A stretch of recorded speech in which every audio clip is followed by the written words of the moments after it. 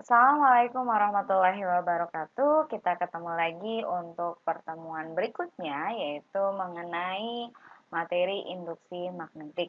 Untuk pertemuan hari ini juga untuk teori saya bahas melalui PPT, nanti untuk contoh soal saya akan jelaskan secara langsung seperti yang sebelumnya ya. Oke. Nah, sebelum kita masuk ke induksi magnetik, kita akan bahas dulu apa itu yang namanya flux magnetik. Jadi sebelumnya kalau kalian ingat, kita sudah belajar yang namanya flux listrik ya, yaitu pada saat bab listrik, bagian medan listrik. Nah, di sini kita juga akan bahas yang namanya flux magnet. Bedanya adalah kalau flux listrik itu adalah banyaknya medan listrik yang melewati suatu permukaan tertentu. Nah, kalau flux magnetik berarti banyaknya medan magnetik yang melewati luasan permukaan tertentu. Nah, di sini dikasih keterangan bahwa GGL dan arus yang disebabkan oleh medan magnetik yang berubah itu nanti akan disebut sebagai GGL induksi.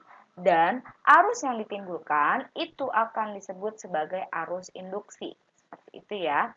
Oke, nah maka proses tersebut disebut sebagai proses induksi magnetik. Nah, flux magnetik ini yang tadi saya bilang yaitu jumlah garis medan magnet yang melewati luasan permukaan. Makanya, untuk mencari flux magnetik hanya tinggal Cm sama dengan B dikali A. Kalau kalian ingat, waktu medan listrik ini bukan BA, tapi EA. Jadi sebenarnya dia sama aja ya, cuma bedanya karena ini medan magnet, maka di sini dia pakainya B. Dan kalau dia nanti antara medan magnetik dan juga luasan permukaan itu membentuk sudut, maka tinggal ditambahkan cos theta saja. Seperti itu ya. Oke, selanjutnya ini ada contoh soal, silakan lihat video berikut ini. Oke, kita akan coba bahas contoh soal yang pertama. Ini saya sambil bacakan soalnya ya. Jadi yang pertama dikatakan bahwa carilah flux magnetik. Jadi yang ditanya adalah flux magnetik ya. Carilah flux magnetik yang melalui suatu selenoide. Jadi di sini kita menggunakan selenoide di mana dia memiliki panjang itu adalah L ya, 40 cm. Kemudian berjari-jari 2,5 cm. Berarti R besarnya adalah 2,5 cm. Kemudian memiliki 600 lilitan. N besar 600 lilitan. Dan memberikan arus sebesar 7,5 ampere. Berarti I-nya diketahui 7,5 ampere. Nah, yang ditanya adalah flux magnetiknya. Oke, di sini di soal sudah saya kasih clue bahwa medan magnetik untuk mencari selenoida itu bisa menggunakan persamaan μ0 N kecil dikalikan I, di mana kalau kita ingat lagi review, N kecil itu diambil dari N besar dibagi L, gitu ya. Jadi kalau misalkan kita mau gabungkan persamaannya, maka B-nya sama dengan μ0 N gede per L dikalikan I. Ini untuk B-nya, medan magnetik si selenoida. Nah, karena yang ditanya adalah flux magnetik, yaitu Cm, maka tinggal kita kalikan dengan luasannya ya.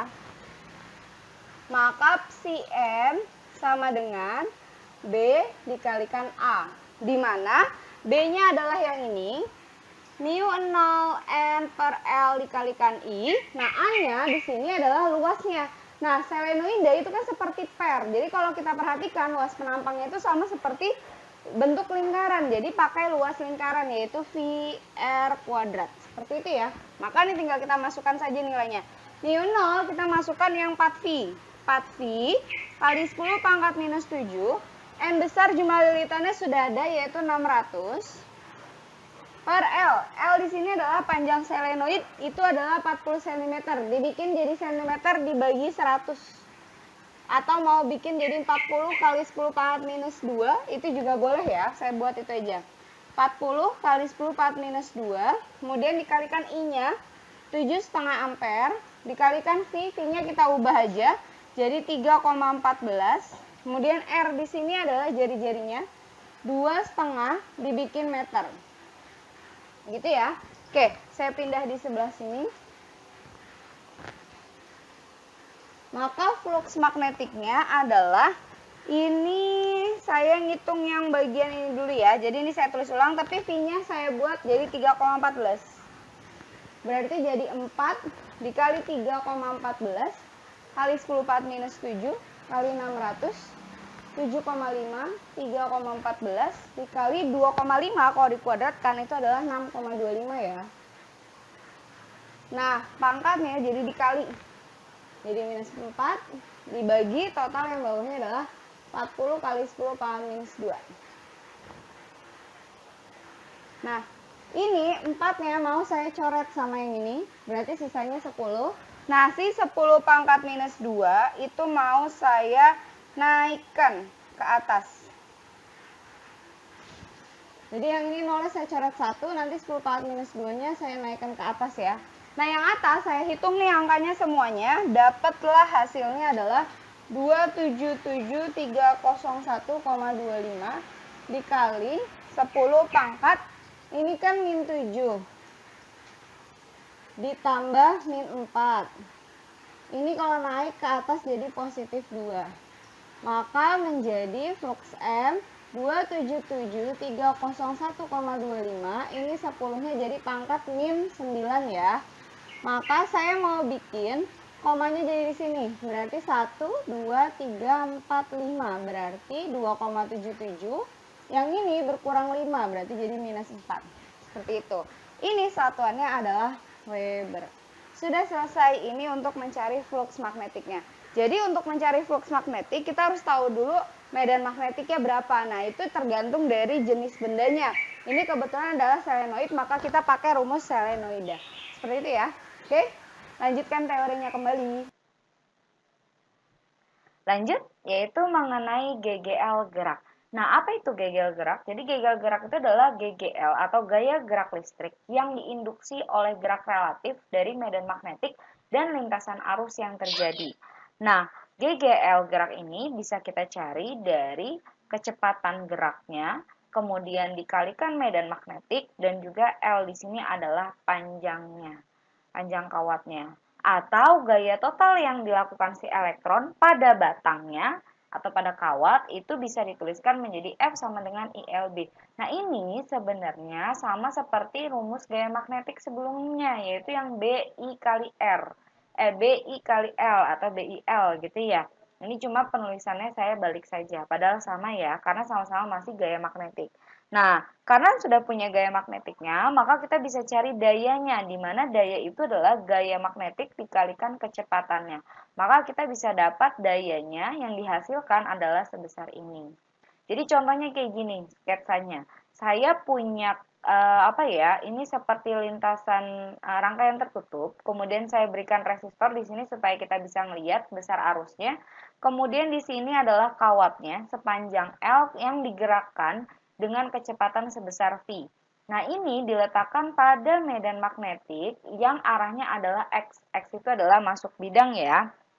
Oke, ketika digerakkan ke kanan, maka di sini akan muncul GGL induksi dan juga akan muncul arus induksi. Kenapa bisa muncul? Karena ketika si kawat ini, si batang ini digerakkan, maka si medan magnetik yang ada di sini itu akan melewati luasan permukaan ini.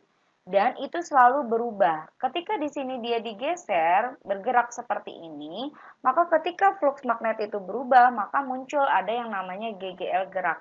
Nah, GGL gerak itu dia akan memunculkan arus yang disebut dengan arus induksi.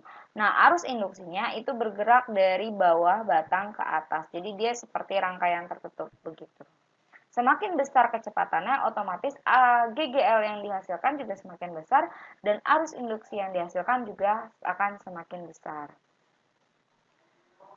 Nah, ini adalah rumus GGL induksinya, yaitu bisa pakai B kali L kali V, gitu kan. Dengan ini adalah keterangannya. Kemudian, nah di sini adalah bagan flux magnetik pada induksi magnetik. Jadi di sini ada 3 keadaan, di mana yang ini adalah ketika magnetnya diam, kemudian ini ketika magnetnya mendekati kumparan, jadi ini kumparannya ya, magnetnya mendekati, dan ini ketika magnet mendekati juga, tapi dia kutubnya berlawanan. Kalau ini kan yang mendekati si kutub utara, kalau ini yang mendekati kutub selatan. Dan yang bagian bawah itu setelah melewati kumparan ya, jadi dia seolah-olah dia masuk, terus keluar lewatin kumparan, seperti itu. Oke, saya bahas dari yang magnet diam dulu. Nah, Ketika magnetnya diam, maka di sini tidak ada perubahan flux magnetik. Nih, di sini. Kemudian di sini karena tidak ada perubahan flux magnetik, artinya si gaya-gaya medan magnet ini kan diem aja, dia nggak bergerak melewati kumparan. Maka di sini tidak terjadi perubahan flux magnetik. Karena tidak terjadi perubahan flux magnetik, maka tidak ada GGL induksi yang hadir di sini dan arus induksinya juga menjadi tidak ada atau arus induksinya adalah 0. Sama halnya ketika magnetnya sudah ngelewatin kumparan, kemudian dia diem lagi di sini. Dia juga tidak akan muncul ada arus induksi di sini. Seperti itu ya. Oke, selanjutnya ketika magnet yang mendekati kumparan, ini adalah si kutub utara. Ketika si kutub utara itu kan garis magnetnya itu keluar ya, keluar dari kutub. Kalau saya sih hafalinnya utara, ada U-nya, keluar itu ada U-nya gitu kan ya. Kalau selatan itu masuk, ada S-nya, sama-sama ada S. Kalau saya kayak gitu. Utara itu garis magnetnya adalah keluar. Dia mendekati si kumparan gitu kan ya. Ini adalah flux magnet dari kutub, yang ini adalah flux magnet dari induksi. Jadi dia itu si kutub sama flux yang dari kumparan itu dia selalu berlawanan arahnya. Kalau si kutub magnetnya adalah menuju kumparan, maka si kumparan flux magnetnya itu jadi menjauhi kumparan. Sehingga ini akan menimbulkan arus induksi di sini. Arahnya adalah searah jarum jam. Ini pakai aturan tangan kanan ya.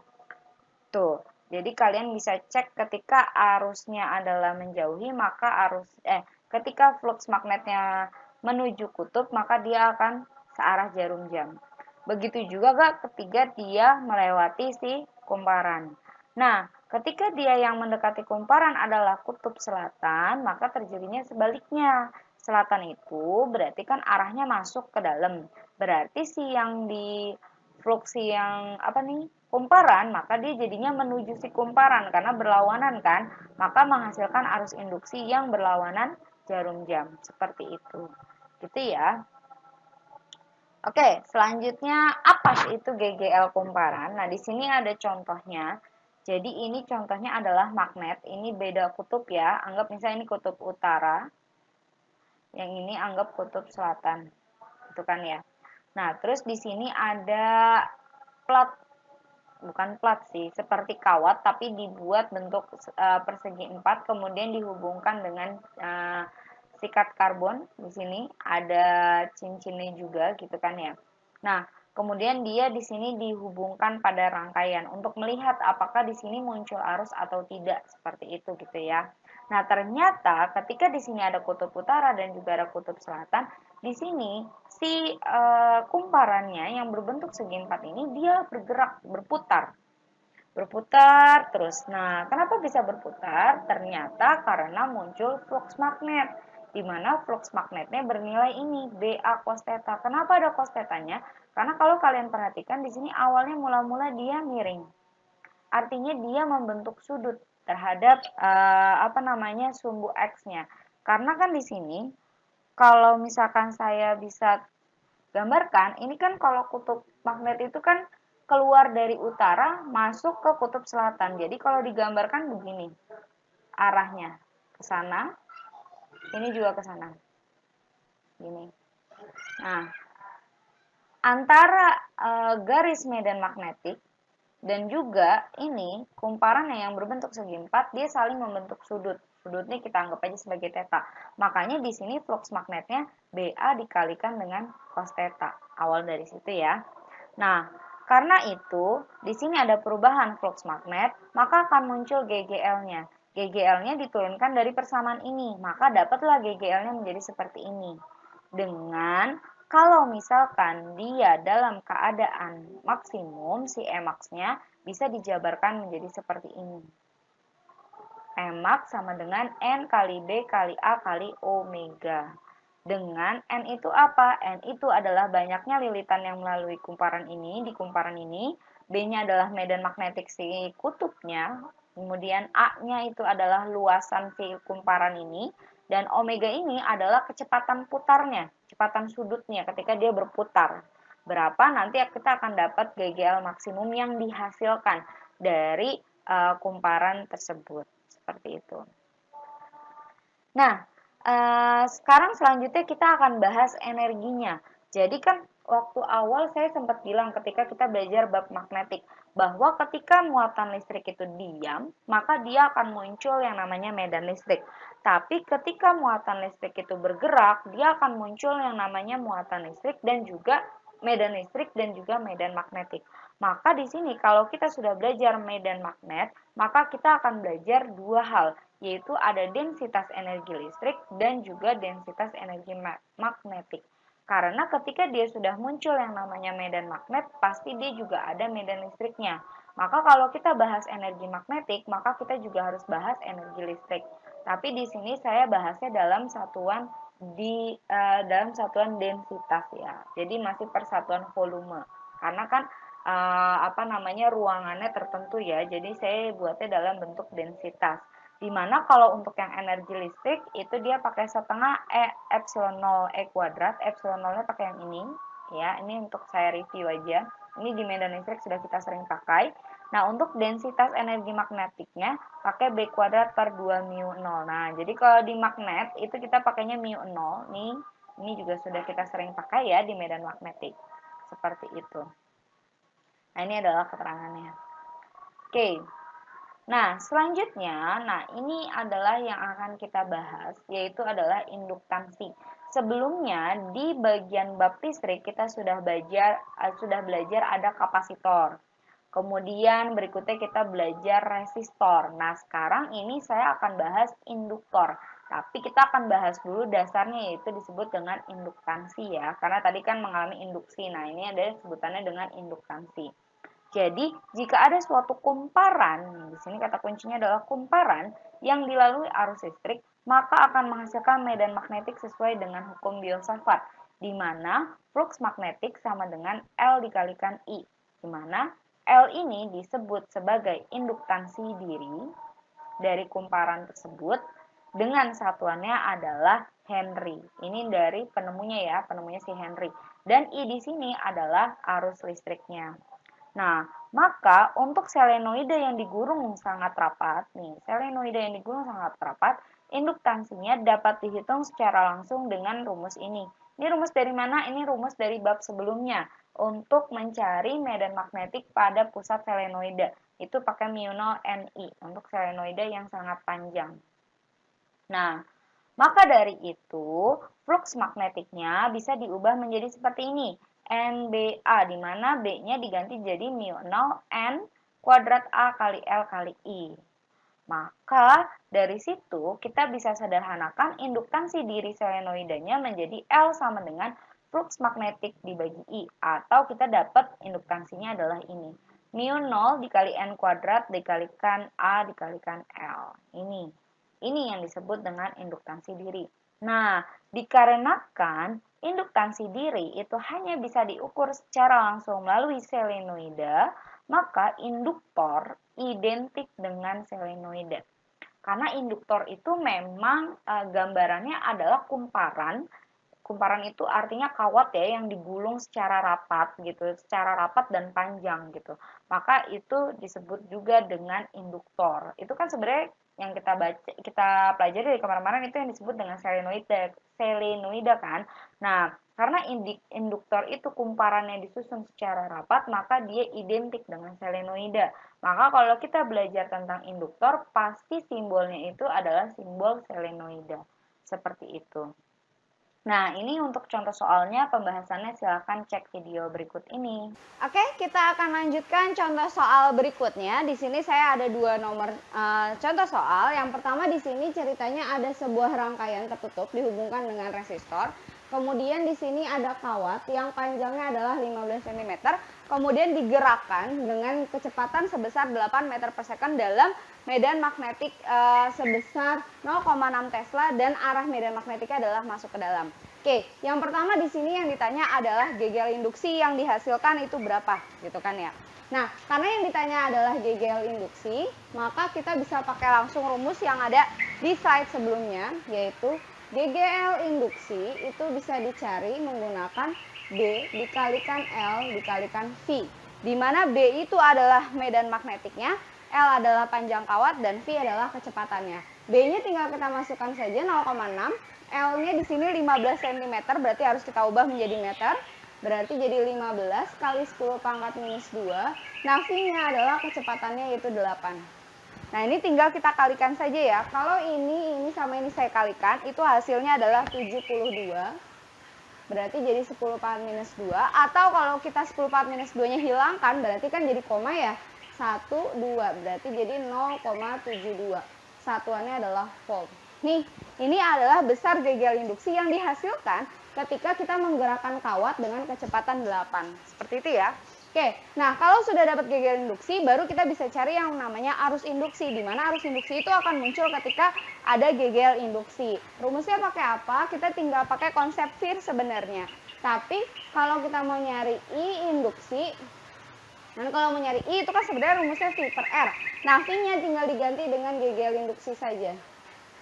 Gegel induksi dibagi dengan R. Nah, gegel induksi yang tadi kita udah dapat 0,72. Nah, R-nya adalah resistor yang ada di rangkaian, yaitu sebesar 25 ohm.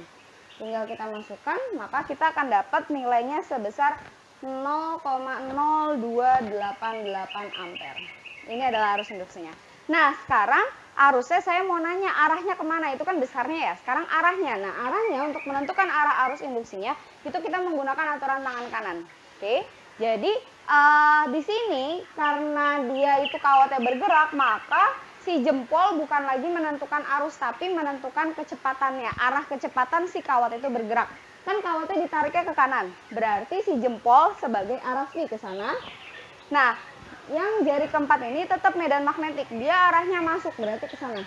Nah, telapak tangan saya kan arahnya ke atas. Nah, berarti si telapak tangan itu menunjukkan arah arus induksinya sana.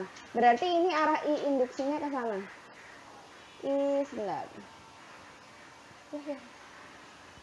I induksi. Jadi arah induksinya ke atas, kemudian nanti dia ke sana.